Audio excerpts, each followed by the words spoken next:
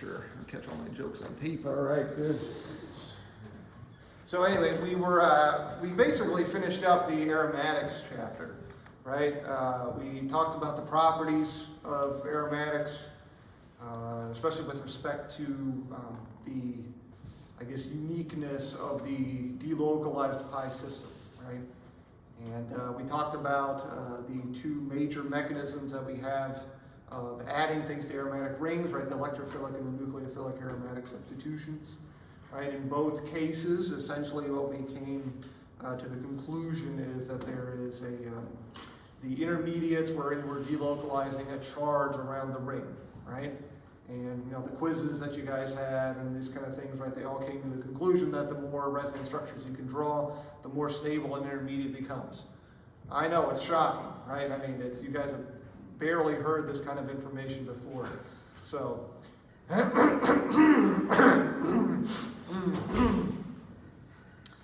think this is a good week in a row now, right? We're going for the top score in late. Yeah, you should ask my ethics professor that.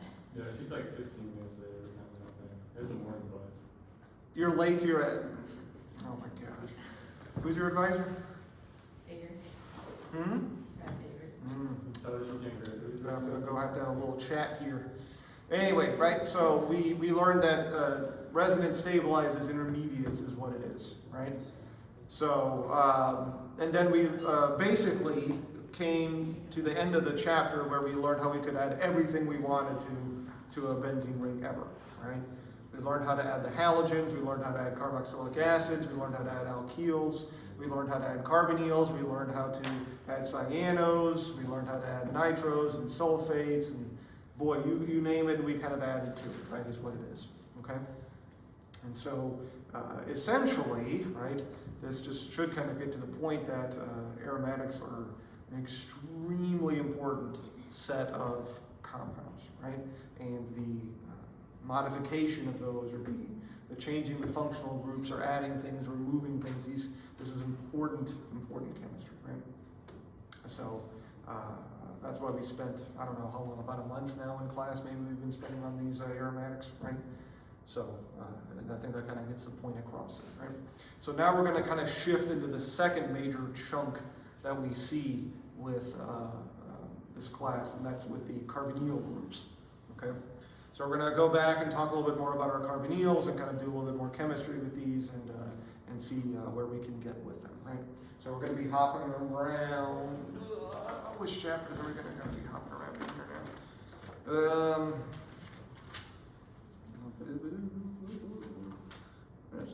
19, 20, 21. Yeah, 19, 20, and 21 are kind of where we're going to be hopping in between there, right? So, nice. I never even saw this. Who makes these pictures for these books? There's a picture in here of dumbbells, but instead of weights, they have watermelons. Yeah, no, seriously, right? What the hell is this? This book sucks. Oh, they got one next to it where it's pineapples instead. All right, this is great. I gotta go figure out. Gotta get ripped with some melons. Anyway, all right. So now we've talked about carbonyls. I wouldn't say a lot, but at least we've seen some reactions, right, where we were able to already generate some carbonyls, right? So,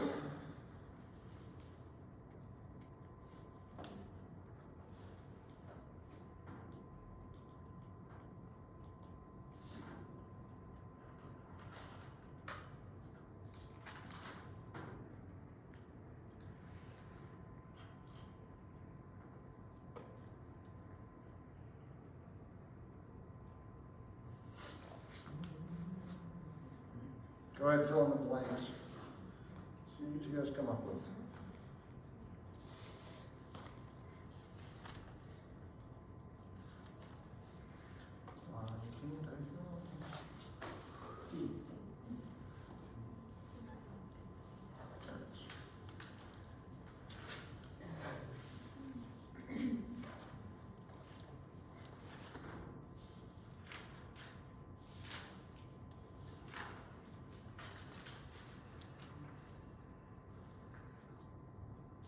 let's see, what else did we learn?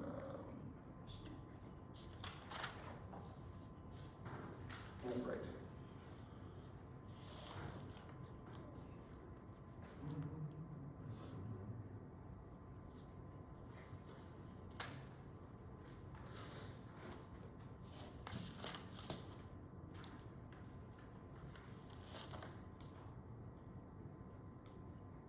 You're gonna make it through the class with It actually kind of hurts. Maybe you need to go to the doctor about that one. I don't know, I'm kind of embarrassed. Yeah, well, I gotta make something out of it. I was running through the forest and the bear almost had me. I had to punch it and escape. And that's how I hurt my wrist. Yeah, it certainly wasn't.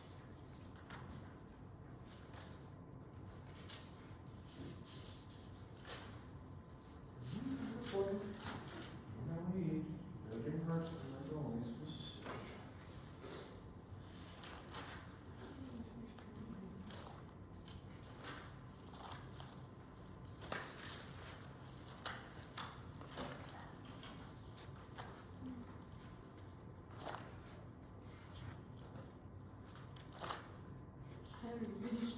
Oh, no. I'll just catch a nap up here. Somebody come wake me.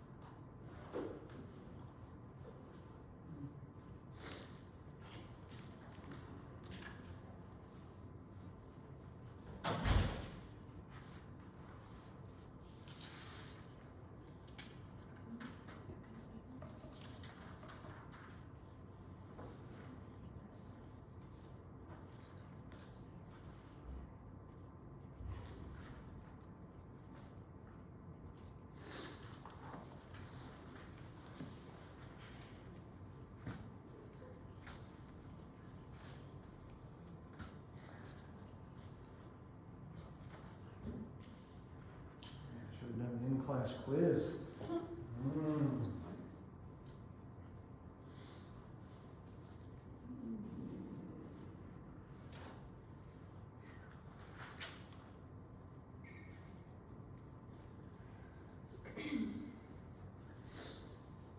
The first ways we learned about how to make a ketone. Back when life was easy.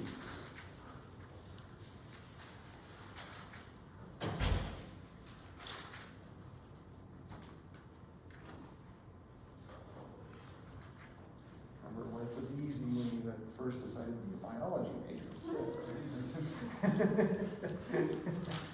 And then things took a turn.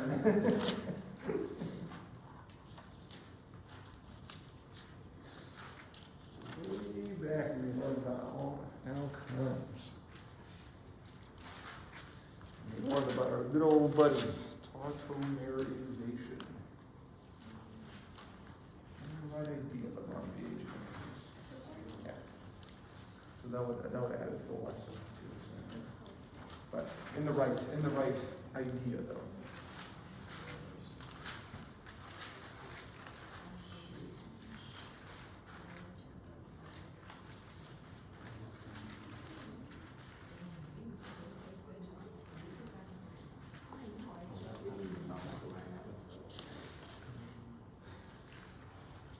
On that book, the paper is so small, I can't fit it in there. My old one was bigger and it still filled up.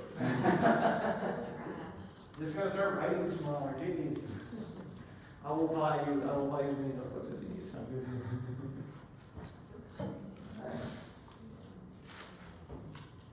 And that could be smaller, so we'll do aesthetics. They're gonna be filled with, or they're gonna be the pink unicorn covered notebooks, or, you know. I can't afford those. One of them. Yeah. Well, when's your birthday again? Right, we'll all chip in here. What's up? It's the last one. Is that going to be made through multiple steps? Nope. It's One step. One step. You have a question? What's up? You think? Yeah. Okay. So you're trying to do the sworn oxidation. Now remember, that's the controlled one. So that's going to stop at the aldehyde. The stuff on the top there is more what you'll need. Mm-hmm.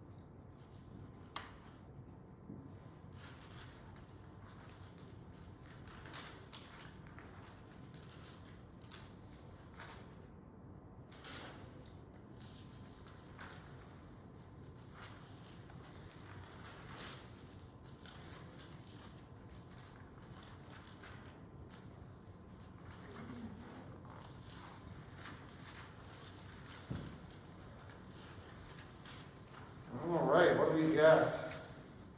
Let's put some numbers here so we can all be on the same page. Okay. Are we trying to accomplish in one? Oxidation, okay. What kind of oxidation?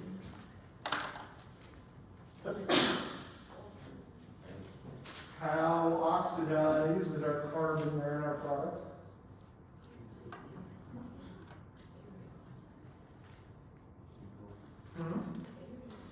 Yeah, about as oxidized as it gets, huh? So we essentially have complete oxidation, so to speak. And you take it all the way to a carboxylic acid. How many ways did we learn about how to do that? We have about 2 ways of doing that, which are? Na2Cr2O7. Alright, so using our sodium dichromate. And we had some acid with that, right? Yeah. Some sulfuric acid. Okay, so sodium dichromate with sulfuric acid. Remember the key with that is that there's going to be water around and it's just going to oxidize the crap out of everything, right? What else?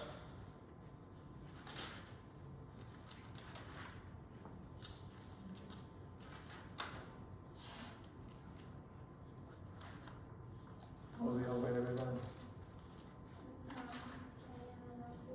Potassium permanganate, right? KMNO4. What else did we have with that?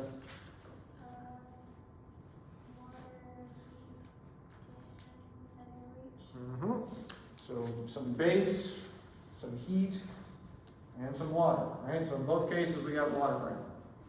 Remember, that was the key to learning about those oxidations, right? If you have water as part of your setup, we're going to just go ahead and oxidize a primary alcohol all the way to the carboxylic acid, right? Remember, that's when we also talked about our transition metals with high oxidation numbers, right?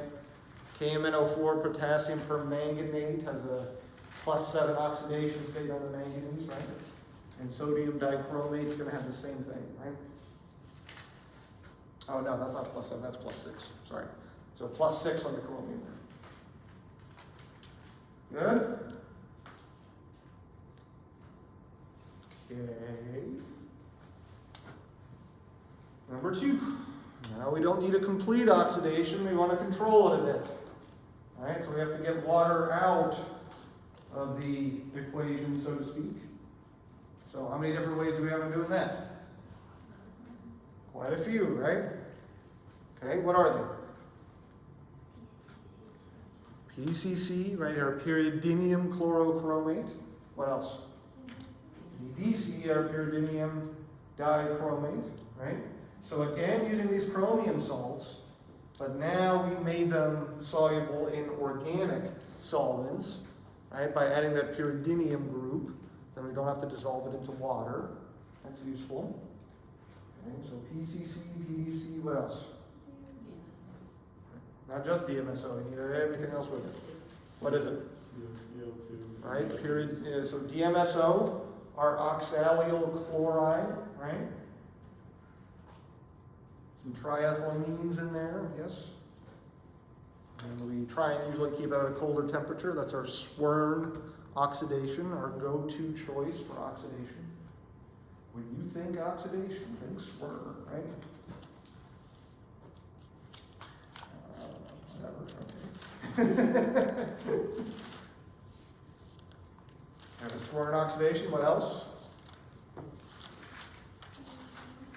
And the Des-Martin pyridine, right, our DMP, that was that weirdo structure where we had a iodine as part of a ring with a bunch of acetates around it, right? All good choices. So you're water-free. Stop at the single oxidation to the aldehyde, right? Okay, number 3. Alkyne into a carbonyl. Now a carbonyl, that's on the more substituted side, yes?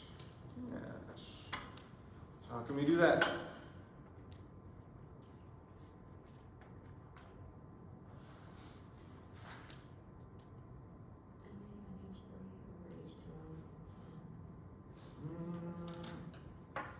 Not in this case. Could you do the oxymercuration? Okay, so we do our oxymercuration, so basically you're going to add a little bit of sulfuric acid, some kind of mercury salt, right? We typically use mercury sulfate, right? Or I should specify mercury 2 sulfate, right? Add some water around. Remember we went through the sumo mechanism, but then as soon as we put that OH on there, tautomerization, right? And that's going to be key to remember what tautomerization is.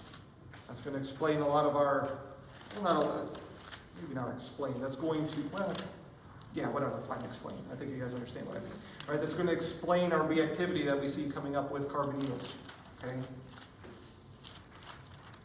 Good. I could have asked you maybe question 3.5, where we, instead of adding the ketone to the more substituted side, we can add to the less substituted side. So how could we do that? How do we add an O, essentially, to the less substituted side? That's the B inspiration. Exactly, our hydroboration oxidation, right?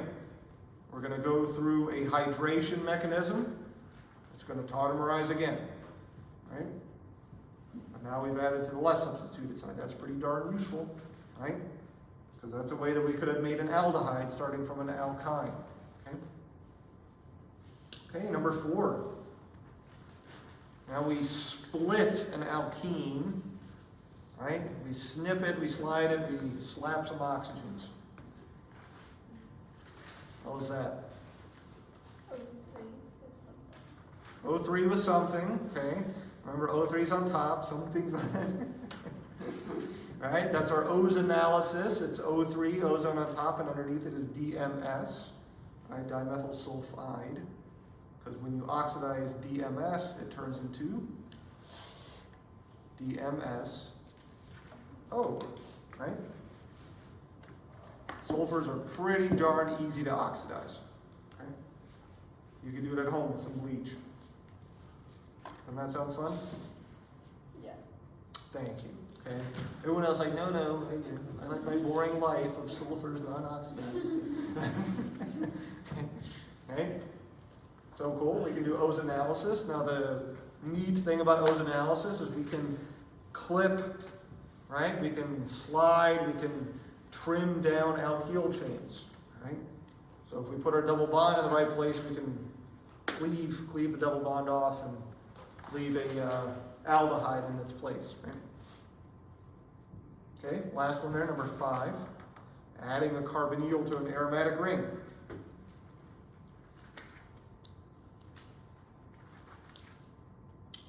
How could we do that?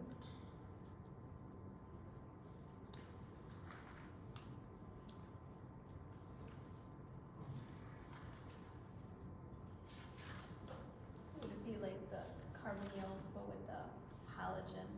It's the mechanism. It's the name of the reaction. One of these very Oh. 2 fundamental reactions that we learned in the aromatic chapter. That's the mechanism, right? But what's the reaction, specific reaction? Or Friedel-Crafts acylation, right? You can add whatever acyl group you need to, right, to a aromatic ring, right?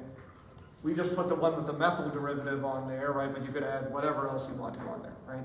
As long as you have an acyl halide. Good? So, why did I do this? Well, I needed to kill 30 minutes of time because I didn't prep, no, right? Why did I do this?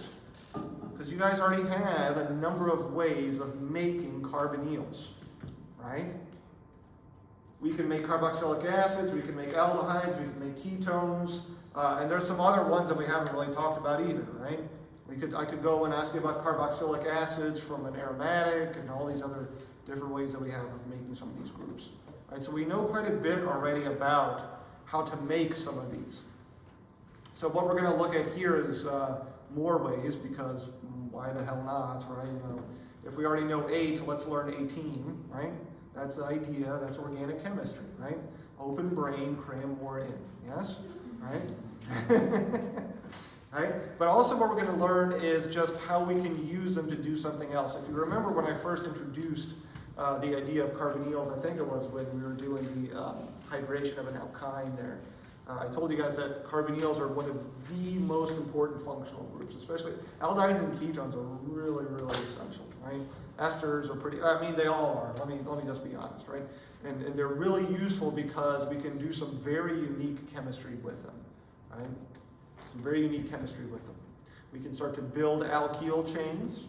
You guys already know what I'm talking about with that, right? We can bring certain things in and build up certain alkyls, right?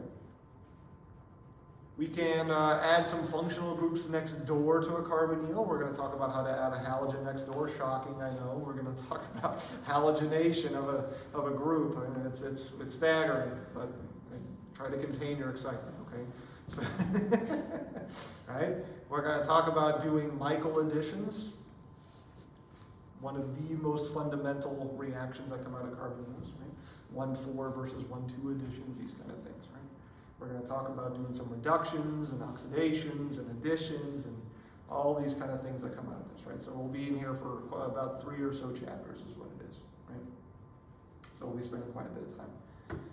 And so all this can now start to tie together with everything else that we've learned all going along here, right? How we can just start to build up larger molecules, how we can start to bring things together in meaningful ways, right?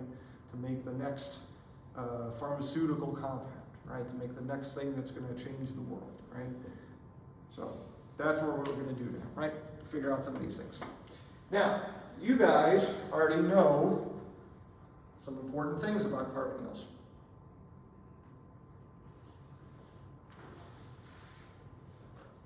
Behold.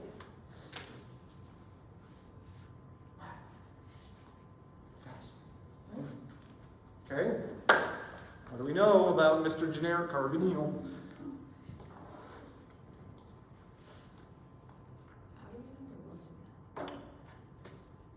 Both. I didn't say how, did I? I don't make mistakes. We all know this already. Jeez. That's true. So, who, what, when, where, and how?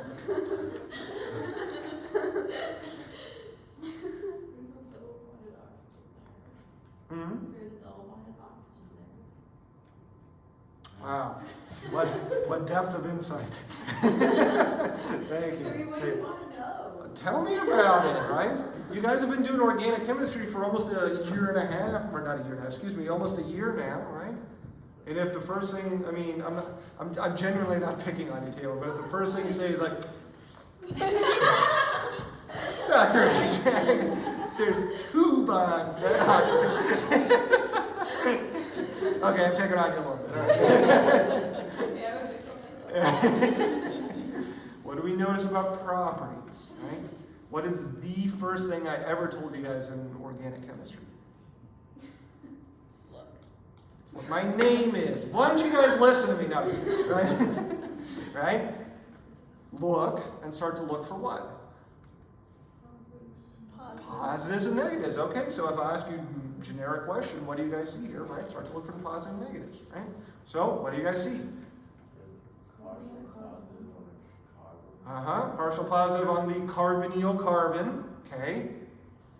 And? Partial negative on the oxygen.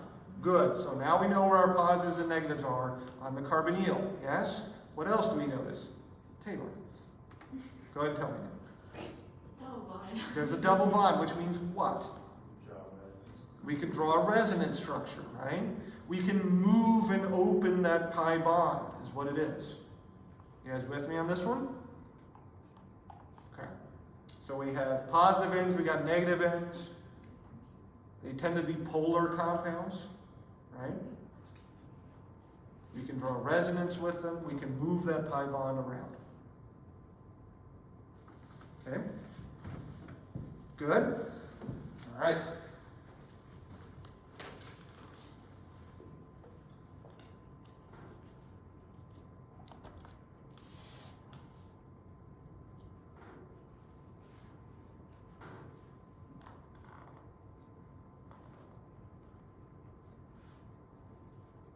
Okay?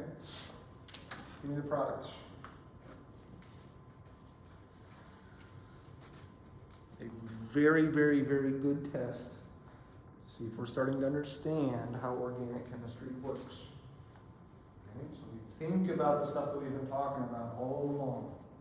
We know where our negatives are, we know where our positives are. We identify the reaction conditions that we're in. Okay? We start to make good decisions.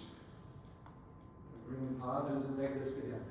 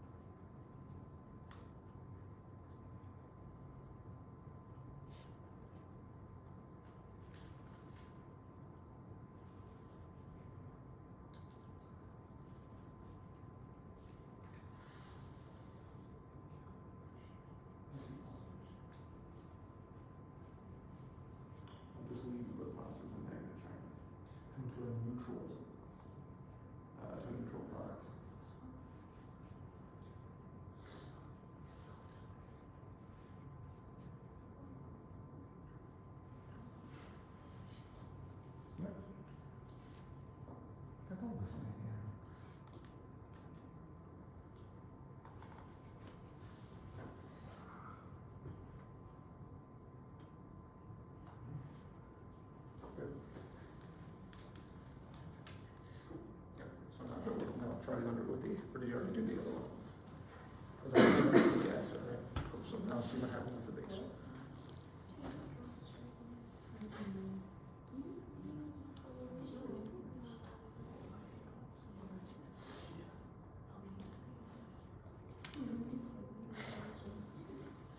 I'm just gonna freaking Not that way. So you have a positive on an oxygen, you're taking more electrons away from it? Mm-mm. Plus you're making a negative under acidic conditions. Yeah.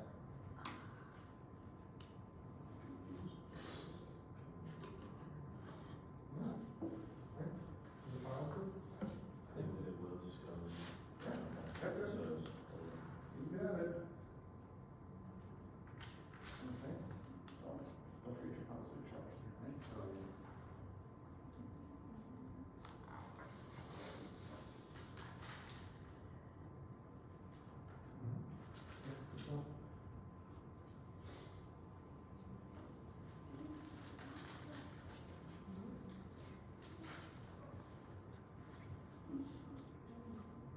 Looks good.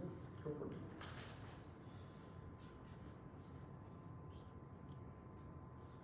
Careful here, Roger. There should be a positive charge there. So you didn't quite finish that one. Good. So finish that one. Okay. Yeah, just finish that up.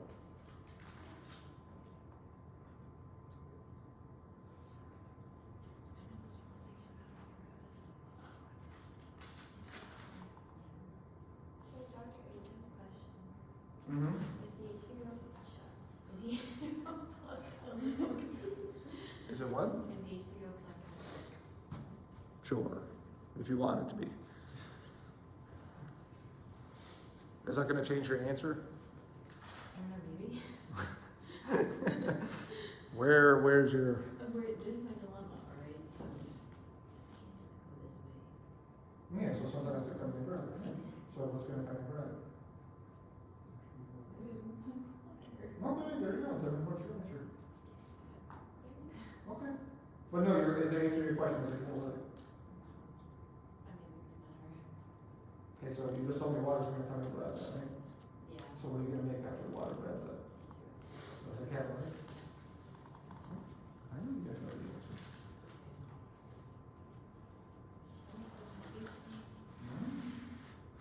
Good job. That and to make you guys miserable for a couple semesters, right? Dr. H, you don't understand. I felt miserable before I started this class. I know this feeling of it. Yeah, it's all about the same. Cool, good. Don't ever take on, don't, never draw that other arrow. Yeah, it was kind of like That's Gen Chem 1 mistakes, right? We don't want those around here.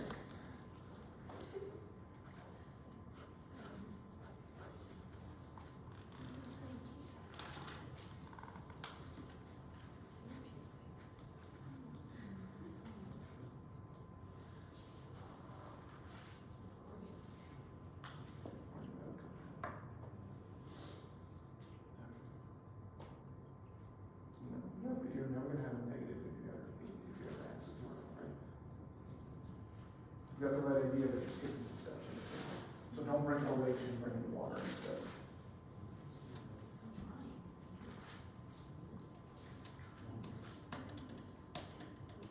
What I do is be careful with it. So you're gonna have a positive charge on that oxygen, you have to fix up. And you're making 3 bonds to that oxygen, right? Okay, so you got that, huh? Right, so where's that one? There, so, split this, attach that hydrogen.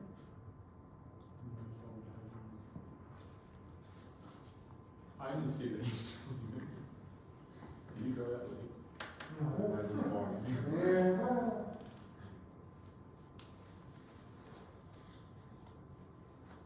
So that I agree with. Just draw that line. And then I Not that. Wait. Arrows always chase each other, right? tail to head, tail to head. It never tail to tail like that.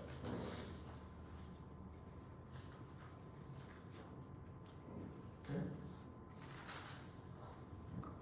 Cool. All right.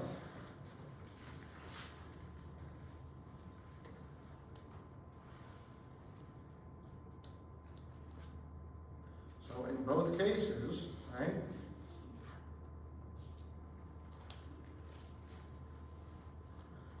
We end up with this. Okay? So under acidic or basic conditions, we end up with the hydrated form. Okay? Now in reality, I'm lying to you guys here. I know. For most ketones, right, really the arrows should look something like this. And then like this, okay? And then I think it'll go back, okay? Okay? So we're establishing an equilibrium. Okay? An equilibrium, and by the arrows, right, they're more reactant favored. Right? We've got more of our carbonyls around than we do of the hydrated forms.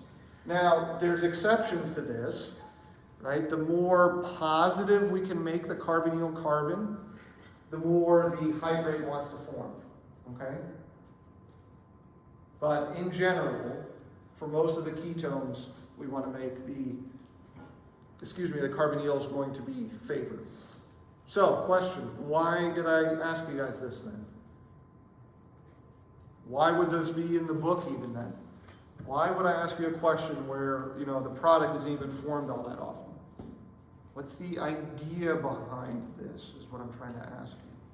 You end up at the same product in both cases, right? So what's different about the mechanisms? One's easier to keep. Sorry, I'm thinking the obvious here today. Or one happens faster. We don't know, right? We don't know. One might take less steps, right? So we could theorize that it's faster, right? That's certainly a good observation. What's different about those foundationally, fundamentally? One has a lot of positives around and one has a lot of negatives around. Okay, when we're under acidic conditions, right? We're going to have different intermediates than when we're under basic conditions, right? What's up? Well, in the acidic, when under acidic conditions, a carbocation ends up forming through resonance and stuff. So can't we theorize that the basic condition will happen faster because there is no carbocation formation? Maybe, right? Maybe. But remember, it's not really a carbocation. It's one of these resonance stabilized carbocations, right? But there is a positive charge on that carbon, which is an important thing to pay attention to, right? And we'll talk about why a little bit later as we move further into the chapter. What's the first step in the top reaction? What does the attacking? The oxygen, right? The oxygen, the carbonyl oxygen, attacks the acid. Got it? What does the attacking of the bottom reaction? The base, and it attacks what? The carbonyl carbon. Do you guys get it? Under acidic conditions, what's going to react first? The oxygen on the carbonyl. Under basic conditions, what's going to get attacked first? Got it? That's the point of this. To remember, to think, to apply everything we've learned so far and say, oh, a negative attacks a positive. Wow. Right? Isn't that what we just did? If you guys think about it, right? Is that what we just did? A negative attacks a positive? Yeah. Okay? It's not going to be any different here in carbonyls. Got it?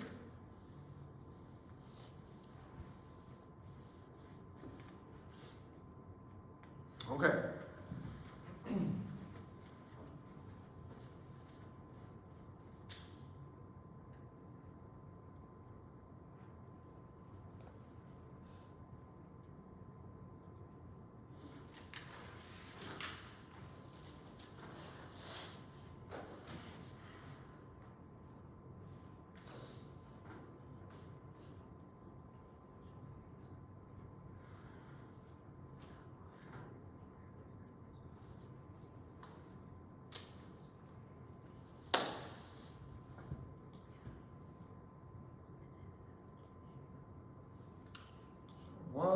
this turn into?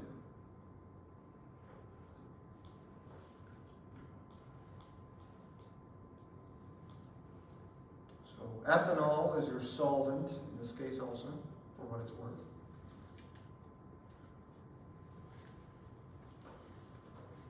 But for the moment, consider that there's only one ethanol around, and then I'll show you guys what I mean with this.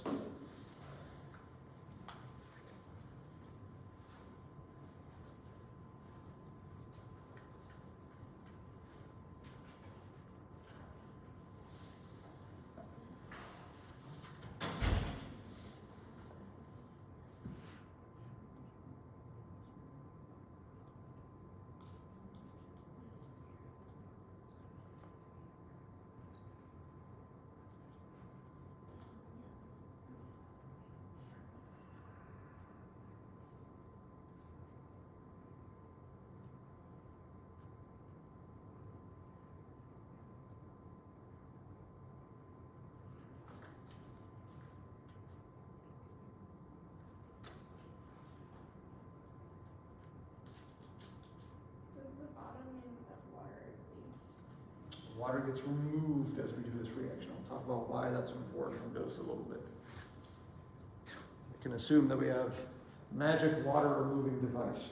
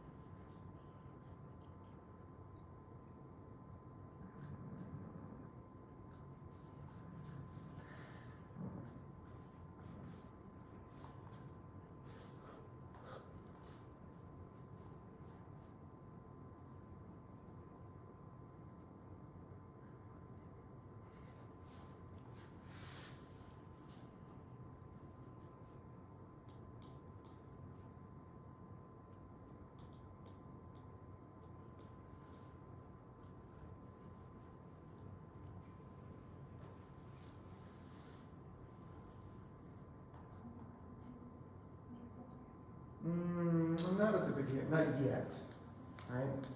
Eventually we'll get there.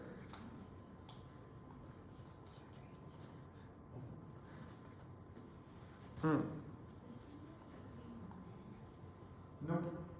One product. Yeah. It's almost as if I just told you guys how it would happen. Are we under acidic conditions? Yes. So look at the previous example. What did we do there under acidic conditions? Oh. Yeah. You know that thing I talked to you guys like 2 seconds ago? 60 seconds ago now? Dr. H, quit living in the past.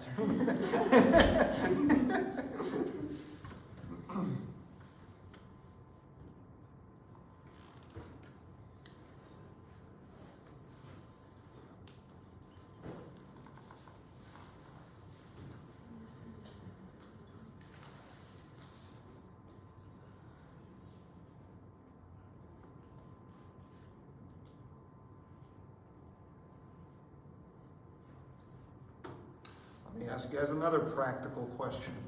How different is an alcohol from water? Not really all that different, is it?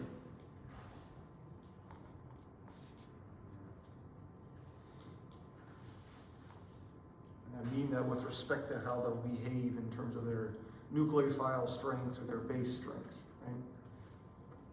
And even their acidity.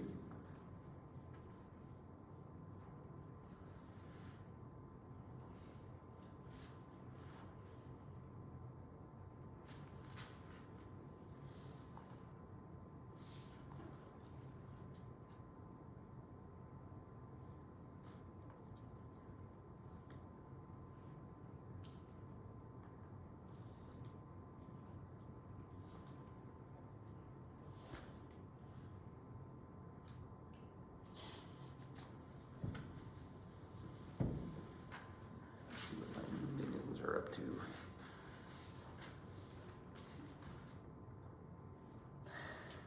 What's this? first reactions always happen. That, or that, that's a more acidic hydrogen. Yep. Make it on.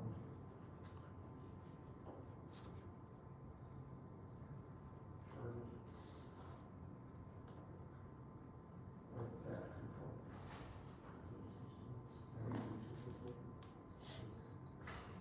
Have you ever seen that happen before?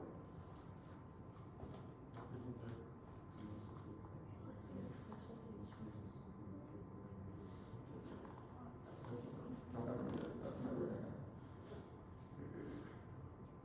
So oxygen's gonna come and attack that. What else do you have around? There you go.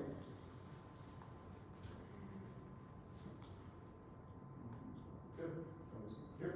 The only thing you're missing is something that the hydrogen goes on there. Yeah. Oh, you got it.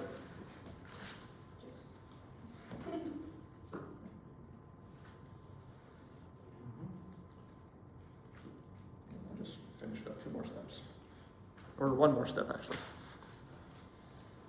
Okay. And then we're just covering. There you go. There you go. You got it. Good. Perfect. How's it working? Okay, I like this. Now that's going to react with that, right? So we'll show that come together.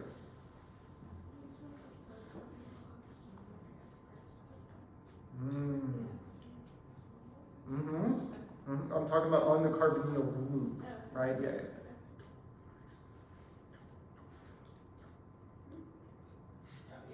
Okay. Have to get my angry old man shaking fist out, right? Don't do that. That's not gonna happen. Good.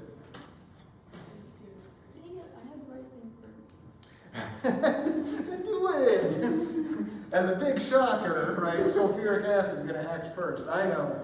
I was surprised also. I remember when I was in class, I was like, what? Same guessing, so. You guys are all adults now, right? As adults, you don't make second guesses. You're always right every time, and damn whoever says otherwise, right? Right. So, under the normal conditions, we would have an excess of ethanol around, okay? And so ethanol would be our solvent in this case. So the first thing that happens, as what always happens, is an acid-base reaction, right? We have sulfuric, okay, sulfuric, what is it again? I forget. What are the fastest and quickest reactions to happen? These are acid bases, right? So that sulfuric acid has to do something first, okay? That's his goal in life. I gotta be number 1, right? I gotta go first. And so the first thing it's gonna run into is some of your solvent, your ethanol, okay? So now you have this around. What is that? A strong acid. Got it? So, if you skip this step and just start with the sulfuric acid, is that wrong?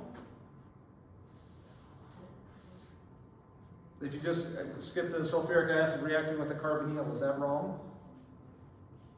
No. Which way is technically correct? Your way. My way. Yeah. Well, remember, it's just a matter of statistics, right? If we're talking about our solvent's always there in the highest amount, right? It's present in the highest concentration. So statistically, right? Statistically, the sulfuric acid is going to react with the alcohol first, right? And then we have this. And then under acidic conditions, okay? Under acidic conditions with the carbonyl, what's going to react first? The carbonyl oxygen. Got it? And that does what? Well, that makes this here, right? Good. Now, when you see that there, let me get myself some space.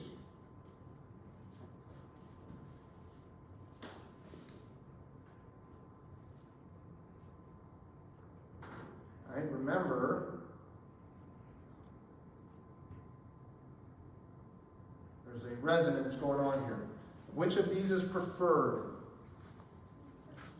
The first one, the one on the left. Okay.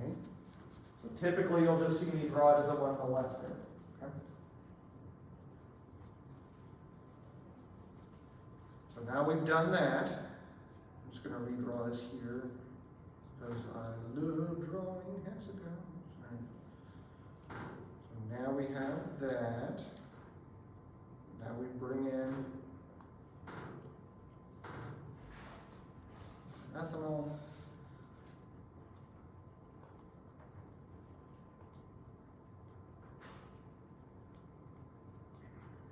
Oops, got a little ahead of myself, not quite there yet. Okay. Now we have this. Let's bring in some more. Or something will come along, probably more of our ethanol, right? So there's our solvent.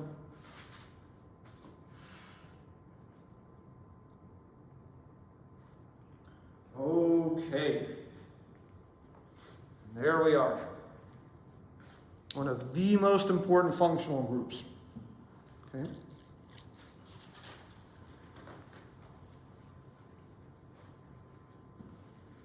So this here, known as a hemiacetal. And we try writing legibly. Hemiacetal.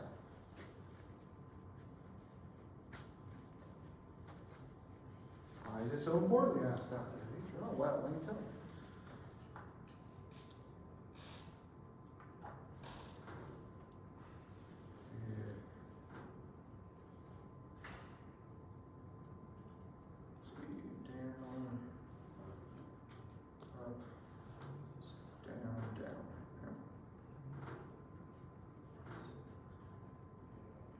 Oh, yeah, sorry.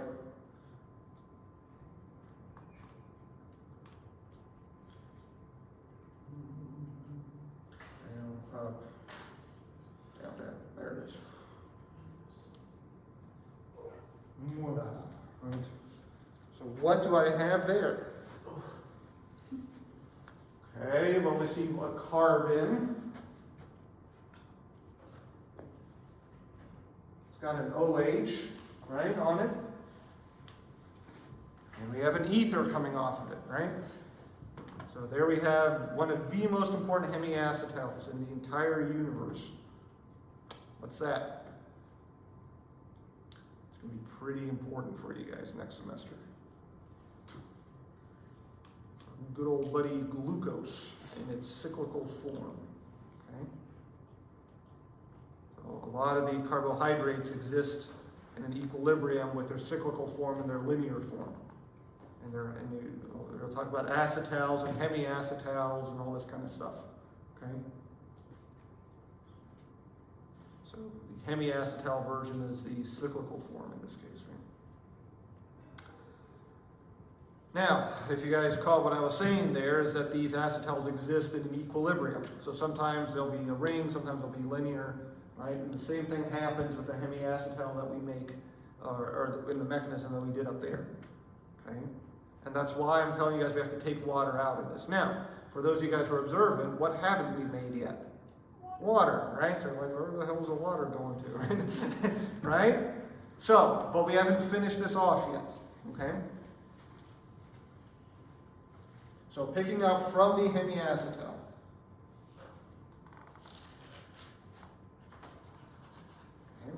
We're just picking up in the middle of the reaction. Keep going now. Okay, you're still under acidic alcohol conditions. Okay? And look forward to getting to memorize all the different sugars. Yay! Does the OH point up or down? It makes a difference. Right? Guess who gets to memorize it? You guys.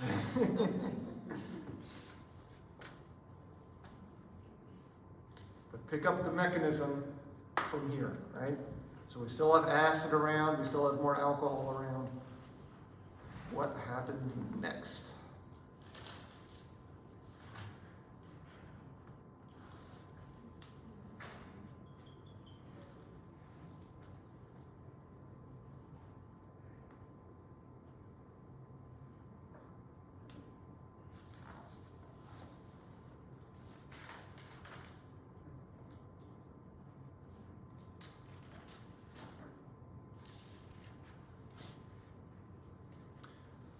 just for what it's worth, when you guys do get to biochem, just like I give you guys good answers to give for every question I ask, right? Glucose is always a great answer in biochem. No, I'm serious. Like glucose makes up everything, right? Like it's one of the most common, most abundant biological molecules, right? Paper is essentially glucose, right? So it's a little bit more complex, but there's a lot of glucose in there, right? So how come it doesn't taste sweet, doctor? Said the audience.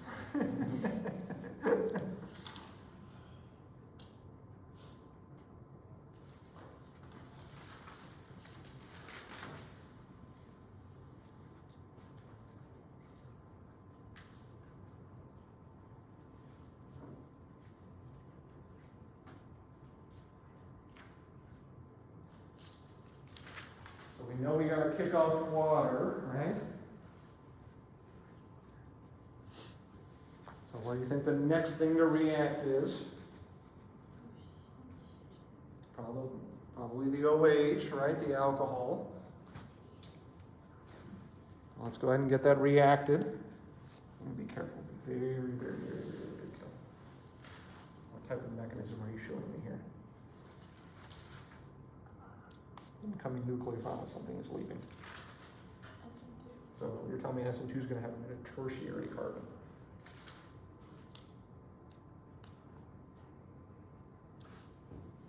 Got the right idea, but the wrong steps. So see if you can come up with better steps to do that.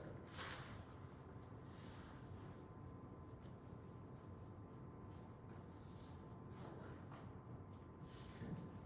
So now what have you made? Any leaks?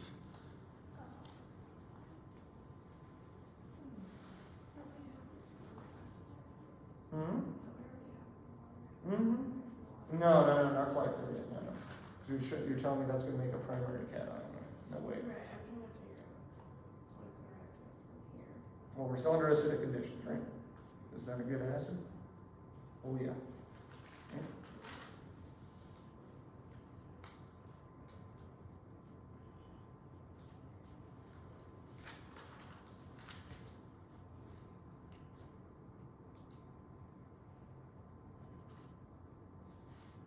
Okay.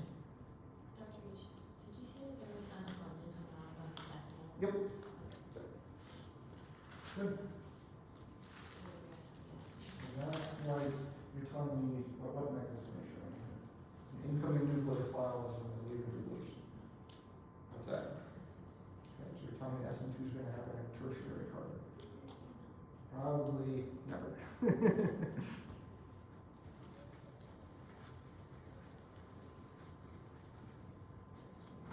Ooh, we're almost out of time, right? So,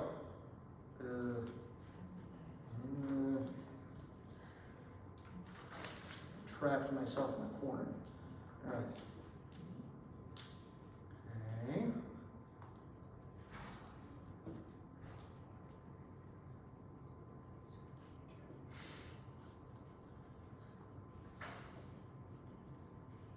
As a big shocker, we did another acid base. Whoa. So now what do we have? What is this? Yeah, so we got to make it leave. Ready? Oh, damn it, Dr. H, you son of no, right. Tired of you and your double bonds, old man. Right, here we go. Right? What did we make? We're in the carbonyl chapter, right? We have another C double bond O there. Why does that form? Now, what you guys did is you just made that OH leave, right? Excuse me, that water leave. Yes? What did you leave behind? A carbocation. And that carbocation was right next door to an oxygen with lone pairs, yes? And just like what I told you guys, just like what I told you guys here, right? Which is the more stable resonance form? The one, and everybody said the one on the left, right? Oh, we all did the one on the right. And then you guys did the one on the right. You guys get what I know you guys know this stuff, right? Just together, okay? Okay, so we have this, right? Now it's not going to stay that way, right?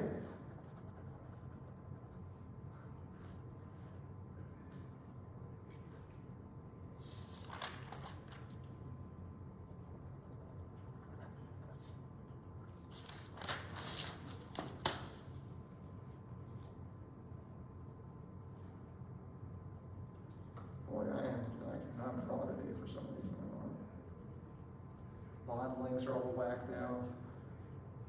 Anyway, maybe I should just retire. At least wait till the end of the semester. Oh, right, then I gotta grade final exams. Do that. You just have no fun. Yeah, And just, your final yeah, exam. just everyone has the grade that they have now. Okay. Okay. Yeah, wait a minute, Doctor H. Okay, good. So now we have not a hemiacetal, but we have an acetal. Okay? Not to be confused with an acetyl group, which is something different. We'll talk about that a little bit later. Okay? An acetal is basically a bis ether. Okay? All right, you guys see there's two ethers coming off that same carbon there?